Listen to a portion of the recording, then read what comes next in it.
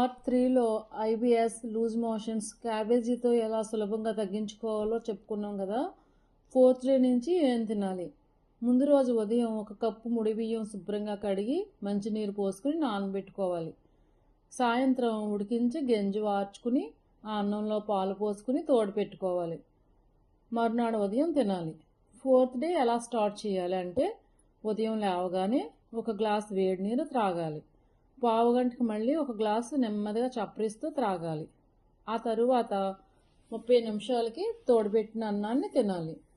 తరువాత మీకు ఎప్పుడు ఆకలి అనిపిస్తే అప్పుడు క్యాబేజీ సలాడ్ తినాలి. రాగా ఎలా చేసుకోవాలో చెప్పుకున్నాం కదా. పచ్చిది ఉడికించి కూడా తినచ్చు. క్యాబేజీ సన్నగా తురుముకుని కప్పు క్యాబేజీ, కప్పు పెరుగు, పావు టీ స్పూన్ జీలకర్ర పొడి, చిటికెడు సాల్ట్ కలుపుకుని మిక్స్ చేసుకుని తినాలి. మీకు ఎలా ఇష్టమైతే అలా, పచ్చిదైతే పచ్చిది, ఉడికించిందైనా తినచ్చు.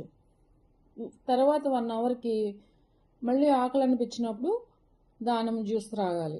200 ml దానిమ్మ గింజలు మిక్సీలో వేసుకుని కొద్దిగా ఫిల్టర్ చేయడానికి సరిపడగా వాటర్ కలుపుకోవాలి. నెమ్మదిగా త్రాగాలి. అలా 1 అవర్కి ఒకసారి ఆకలి అనిపించినప్పుడల్లా దానిమ్మ జ్యూస్ కానీ, అరటిపండు కానీ, కొబ్బరి నీళ్ళు కానీ, మజ్జిగ, వెన తీసిన మజ్జిగ మీరు ఎంత తాగగలిగితే అంత, డే అంతా ఇలా చేయండి. వాటర్ నెమ్మదిగా సిప్ చేస్తూ తాగాలి ఎప్పుడు తాగినా. సాయంత్రం 4కి క్యాబేజీ సలాడ్ తినండి. నెక్స్ట్ 6, 7కి మీకు ఏదైనా ఆకలి అనిపిస్తేనే తోడుపెట్టిన అన్నం కానీ, రాగిజావు కానీ తినాలి. రాగిజావు ఎలా అంటే ముందు రోజు సాయంత్రం పిండి నానబెట్టుకుని ఉదయం ఉడకబెట్టుకుని అది సాయంత్రం తాగాలి. అలా తాగిన తర్వాత నెక్స్ట్ పడుకునేటప్పుడు 1 కప్పు హాట్ వాటర్ తాగి నెమ్మదిగా చప్పరిస్తూ త్రాగాలి.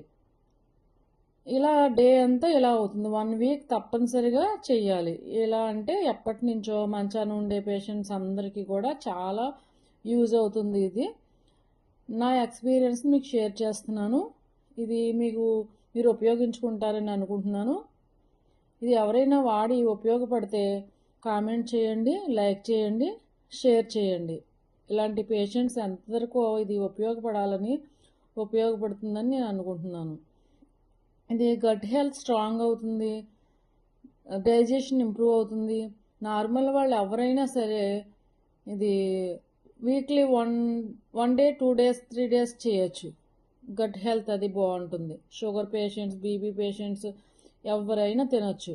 చిన్నపిల్లలు కూడా తినచ్చు. నేచురల్ ఫుడ్, ఇందులో ఏమీ మెడిసిన్స్ లేవు.